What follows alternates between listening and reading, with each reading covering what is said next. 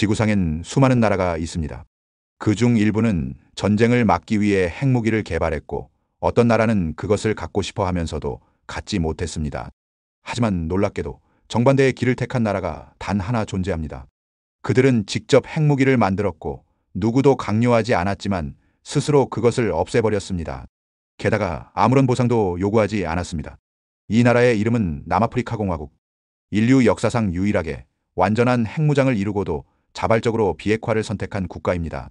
물론 소련 붕괴 이후 우크라이나, 카자흐스탄, 벨라루스도 자국 영토에 남겨진 핵무기를 러시아에 반환하며 비핵화를 선택했지만 이들은 핵을 개발한 것이 아니라 소련의 붕괴로 일시적으로 관리하게 된 경우였죠. 남아공은 그런 나라들과는 다릅니다. 그들은 스스로 만들고 스스로 해체했습니다. 그리고 그 결정 뒤엔 알려지지 않은 치열한 공포와 복잡한 인종 정치, 국제 외교의 역학이 얽혀 있었습니다. 오늘 물음상자에서는 왜 남아프리카 공화국은 핵을 만들었고 왜 스스로 그것을 없앴는가? 이 놀라운 결정을 둘러싼 진짜 이야기를 시작합니다. 1. 숨겨진 시작 핵무기의 그림자. 남아프리카 공화국의 핵무기 개발은 1970년대에 본격화되었지만 그 씨앗은 더 오래전 제2차 세계대전 직후로 거슬러 올라갑니다. 세계는 전쟁의 잔해 위에서 새로운 무기를 찾고 있었고 미국과 영국은 남아프리카에서 매우 중요한 자원을 발견했습니다. 바로 고품질 우라늄이었습니다. 2차 세계대전 이후 남아공은 세계에서 손꼽히는 우라늄 매장국으로 부상합니다. 미국과 영국은 그들의 핵 프로그램에 남아공산 우라늄을 사용했고 그 대가로 남아공은 원자력 기술의 기초와 관련 지식을 얻게 되죠. 1969년 행정수도 프리토리아 외곽에 우라늄 농축 시설이 세워지고 여기서 남아공은 극비리의 핵무기 개발을 시작합니다. 그리고 10년 뒤 첫 번째 핵폭탄이 완성됩니다. 그 뒤로 6개의 핵폭탄이 더 제작되며 남아공은 총 6기의 완성된 핵무기를 갖게 됩니다. 7번째 무기는 조립 직전 단계에서 해체되며 실전 배치에는 이르지 못했습니다. 이쯤 되면 의문이 생깁니다. 남아프리카 공화국은 왜 핵무기를 만들었을까요? 그들이 핵을 만든 이유. 많은 나라가 핵무기를 만들었습니다. 그 이유는 대체로 같죠. 억지력, 안보, 외교적 카드. 남아프리카 공화국도 마찬가지였습니다. 하지만 그들의 이유는 훨씬 더 절박했고 훨씬 더 복잡했습니다. 1970년에서 1980년대 남아공은 아파르트헤이트, 즉 인종차별 정책 아래 놓여 있었습니다. 흑인과 유색인을 철저히 배제하고 백인만이 정치경제사회 전반을 지배하는 체제였죠. 그 결과 국제사회는 남아공을 점점 고립시켰습니다. UN 투표권 박탈, 올림픽 출전 금지, 외국 자본 철수, 군사협력 중단. 전 세계가 등을 돌렸습니다. 그런데 설상가상으로 이웃국가 앙골라와 모잠비크가 독립하며 공산 정권이 들어섭니다. 남아공 국경 인근에는 최대 5만 명이 쿠바군이 주둔하게 되죠. 남서부에는 좌파 민족주의 단체들이 무장 투쟁을 시작했고 이 모든 상황은 남아공 백인 정권에게 실존적 위협이었습니다. 흑인 다수의 혁명, 공산주의의 확산, 그리고 백인 권력의 붕괴. 남아공 정부는 진짜 공포에 휩싸였습니다. 바로 그때 떠오른 카드가 핵무기였습니다. 그들은 이 무기를 실제로 쓸 계획은 없었습니다. 대신 핵무기를 통해 서방에 신호를 보냅니다. 우리를 무시하지 마라. 우린 너희가 생각하는 그런 나라가 아니다. 핵은 협상 카드이자 억지력이었고 동시에 마지막 희망이었습니다. 3. 단순하고 은밀했던 핵무기 개발. 남아공이 핵무기 설계는 매우 단순했습니다. 히로시마에 투하된 리틀 보이 방식과 유사했죠. 고농축 우라늄 2조각을 충돌시켜 폭발을 유도하는 건형 방식. 폭발력이 강하고 기술적으로는 비교적 쉽게 제작이 가능합니다. 그리고 결정적인 조각 하나. 바로 이스라엘입니다.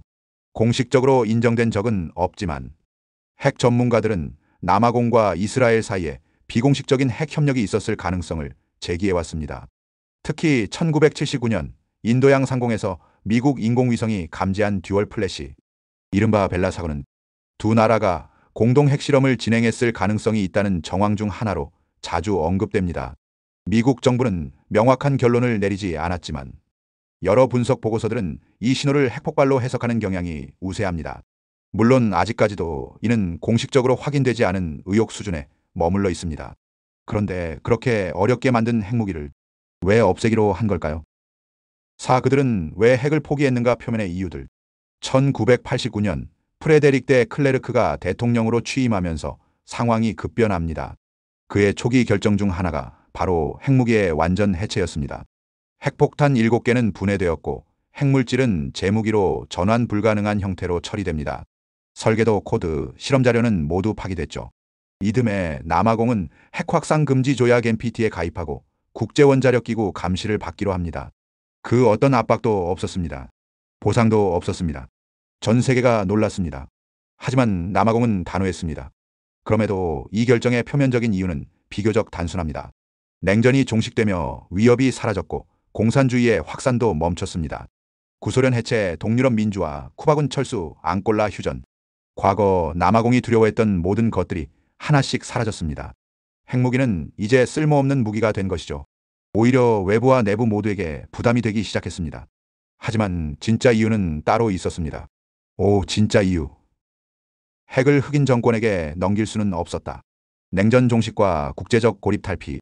물론 남아공이 핵무기를 포기한 이유로 자주 언급되는 이야기입니다. 하지만 이건 겉으로 드러난 명분일 뿐, 그들의 결정에는 훨씬 깊은 인종 정치에 계산이 숨어 있었습니다. 1990년대 초 남아프리카 공화국은 마침내 아파르트헤이트 체제를 끝내고 진정한 민주주의를 향해 나아가고 있었습니다. 백인 정권은 넬슨 만델라를 석방했고 다인종 선거를 준비하고 있었죠. 하지만 딱 한 가지, 그들은 그것만큼은 절대 포기하지 않았습니다. 핵무기였습니다. 정권은 넘기되 핵은 넘기지 않겠다. 그게 백인 정권의 속마음이었습니다.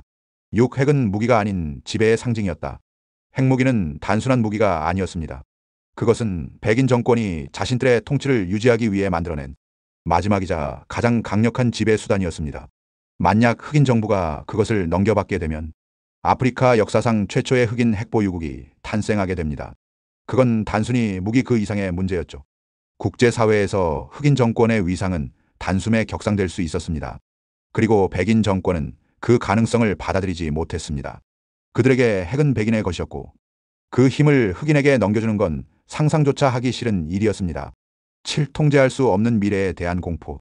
더구나 당시 백인 사회는 흑인 정부가 과연 핵무기를 제대로 다룰 수 있을까라는 깊은 불신에 빠져 있었습니다. 기술적 안전장치의 유지, 지휘체계의 명확성, 군 내부의 충성도. 이 모든 것이 백인 엘리트들에게는 미지의 공포였습니다. 혹시라도 실수로 핵이 폭발하면, 혹시라도 군부 쿠데타가 핵을 장악하면, 혹시라도 테러 단체나 주변국으로 기술이 흘러가면 그 불안은 마침내 하나의 결론을 낳습니다. 차라리 없애자.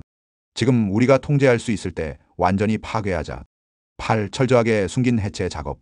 놀라운 건 이 모든 해체 작업이 흑인 정치 세력은 물론 넬슨 만델라 측에도 철저히 비밀로 진행되었다는 점입니다.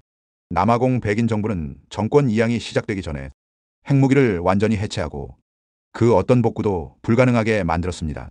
폭탄은 분해되었고 핵물질은 무기용이 아닌 다른 방식으로 처리되었습니다. 기술 설계도, 관련 자료, 저장 코드 등도 모두 소각 또는 완전 삭제되었죠. 이 과정은 군부 내부의 극소수 인물만 알았고 심지어 이후 정권을 잡은 흑인 정부조차도 처음엔 이 사실을 전혀 알지 못했습니다. 세계는 남아공이 결정을 평화의 상징이라며 박수쳤지만 그 뒤에는 백인 정권이 흑인 정권에게 넘기고 싶지 않았던 힘이라는 불편한 진실이 존재하고 있었던 겁니다. 핵무기를 포기한 대가 아무것도 없었다. 더 놀라운 점은 남아공은 이 엄청난 결정을 하면서도 국제사회에 어떤 보상도 요구하지 않았다는 점입니다. 그들은 미국과의 안전보장 조약도 체결하지 않았고 경제적 지원이나 기술 이전 같은 거래도 없었습니다. 그저 스스로 결정했고 스스로 없앴습니다. 그리고 그 대가는 아무도 대신 치러주지 않았습니다. 이것은 남아공 백인 정권의 자기결단이었지만 동시에 자기보호였으며 또한 인종적 통제의 연장이기도 했습니다. 십교훈 우리가 진짜 기억해야 할 것들. 남아프리카 공화국은 지구 역사상 유일하게 자발적으로 핵무기를 개발하고 스스로 그것을 해체한 국가입니다. 표면적으로는 평화의 상징이었고 국제협력의 모범 사례로 기록되었습니다. 하지만 그 결정의 밑바닥에는 국제 정세의 변화만이 아닌 내부의 정치적 계산과 인종적 두려움이 자리하고 있었습니다. 핵무기를 포기했다는 사실은 분명 평화로운 결과를 낳았지만 그 이유는 우리가 단순히 미화해서는 안 될 이야기입니다. 백인 정권은 핵무기를 무기로서 만든 것이 아니라 지배의 도구로 사용했습니다. 그리고 그 힘이 자신들의 손을 떠날까 두려워 아예 존재 자체를 지워버린 것이죠.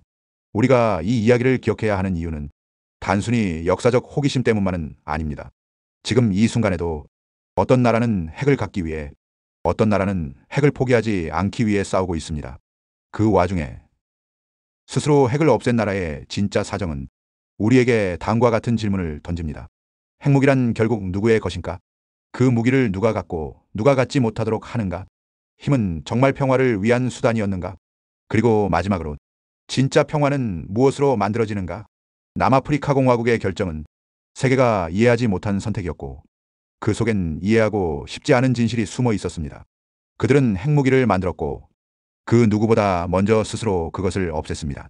하지만 그 결정은 평화를 위한 희생이 아니라 다음 시대를 향한 배제의 선언이었을지도 모릅니다. 이야기를 끝맺으며 다시 한번 묻고 싶습니다.